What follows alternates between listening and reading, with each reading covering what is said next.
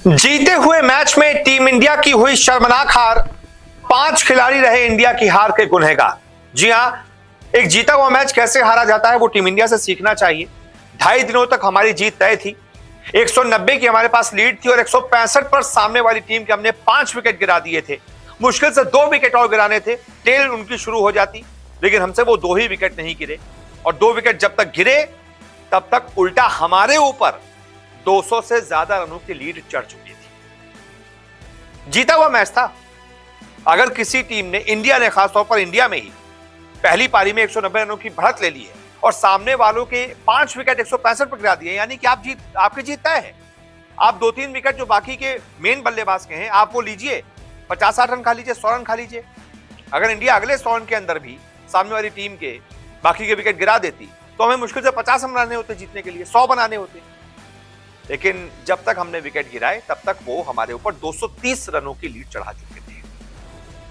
तो ऐसे जीते हुए मैच में अगर हमारी हार हुई है तो उसके कौन कौन से जिम्मेदार हैं, इस पर बात कर लेते हैं। लेकिन सभी जिम्मेदारों पर बात हो उससे पहले एक बार मैं आपको पूरे मैच का सूरत हाल बता देता हूं। इंग्लैंड ने इस मैच में पहले बल्लेबाजी की थी, टॉस जीतकर 246 बनाए थे। इंडिया की तरफ से गजब की गेंदबाजी हुई थी, 3-3 विकेट जड्डू और अश्विन को मिले थे। फिर इंडिया ने पहली पारी में अच्छी बल्लेबाजी की थी, 436 रन बनाए थे। शानदार बल्लेबाजी जड्डू, केएल राहुल और यशस्वी की तरफ से हुई थी, तीनों ने 87, 86, 80 बनाए थे। और उसके बाद दूसरी पारी में इंग्लैंड ने ठोक दिए 420 रन, 165 पर 5 से 420 रन ठोक दिए। ओली पोप बेस्ट बैटर रहे, 196 ठोके। इंडिया की तरफ से 4 विकेट बुमराह ने लिए, अश्विन ने 3 विकेट लिए। और उसके बाद हमारी जो दूसरी पारी है, 231 रन हमें चाहिए थे और हमारे जो 5 बल्लेबाज ना, जो बड़े बड़े 5 बल्लेबाज या फिर यूं कहें, जैसे ही श्रेयस अय्यर का विकेट गिरा, 119 उस समय स्कोर था इंडिया का, तब भी लगभग हमें 112 रन के आसपास की दरकार थी।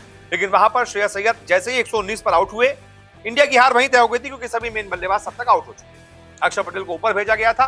7वां विकेट जैसे ही अय्यर का गिरा, हमारे लिए मैच खत्म हो गया था और हम वहीं पर मैच हार चुके थे।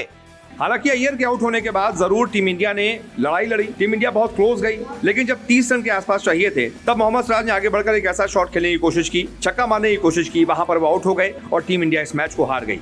तो एक तरीके से बहुत सारे जिम्मेदार रहे हैं इस मैच में हमारी हार के, लेकिन असली में कौन कौन रहा एक एक करके मैं आपको बताता हूं। सबसे पहले गुनहगार तो रहेंगे हमारे बल्लेबाज, जिसमें से सबसे पहले तो हैं शुभमन गिल, क्योंकि दोनों पारियों में ही वो फ्लॉप रहे। पहली पारी में 23 बनाए, दूसरी पारी में 0। तो सबसे पहले हमारे हार के गुनहगार शुभमन गिल। उसके बाद दूसरे गुनहगार खुद कप्तान रोहित शर्मा। भाई, आपको 40-24 बनाने के लिए टीम में नहीं रखा गया है। पहली पारी में आपने 24 बनाए, दूसरी पारी में आपने लगभग 39-40 रन बनाए। तो आप इतना बनाएंगे तो भाई आप टीम में रहना डिजर्व नहीं करते हैं, आप भी एक जिम्मेदार हैं हार के। उसके बाद तीसरे गुनहगार श्रेयस अय्यर। पहली पारी में 35 बनाकर आउट हो गए और दूसरी पारी में जब सबसे ज्यादा जरूरत थी तब 13 बनाकर आउट हो गए। इसके बाद आ जाते हैं चौथे गुनहगार पर। मुझे लगता है चौथे गुनहगार अक्षर पटेल रहेंगे। हालांकि पहली पारी में 44 जरूर बनाए, लेकिन जब आई बात बॉलिंग की तो पहली पारी में ज्यादा विकेट नहीं ले पाए, सिर्फ 2 ही विकेट उनको मिले। और उसके बाद दूसरी पारी में बल्लेबाजी में उनको ऊपर भेजा गया था, रन बनाते तो अच्छा रहता, लेकिन यहाँ पर वो फेल हो गए, 17 बनाकर आउट हो गए। तो इस वजह से अक्षर पटेल जो है वो चौथे गुनहगार रहेंगे। तो उसके बाद पांचवें गुनहगार